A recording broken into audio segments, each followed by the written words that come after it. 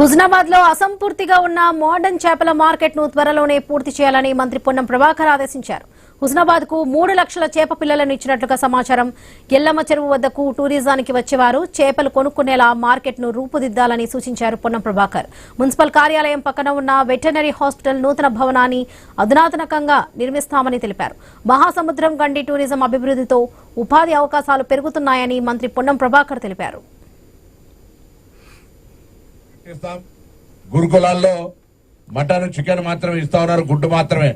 చేపలు కూడా తప్పకుండా మెనూలో ఉండాలనే మాట చెప్పినారు. అది కూడా వాస్తవంగా ఫిష్ అనేటువంటిది కొంత బలమైనటువంటి ప్రకృతిలో దొరికేటువంటి ఫుడ్ కాబట్టి అది తప్పకుండా బలైన వర్గాల శాఖ మంత్రిగా మీ మాటను ఆమోదం తెలియజేస్తూ రాబోయే కాలంలో గురుకులాల్లో చదివే హాస్టల్లో ఉండే పిల్లలకు చేపలు కూడా మెనూలో తప్పకుండా పెట్టిస్తాం.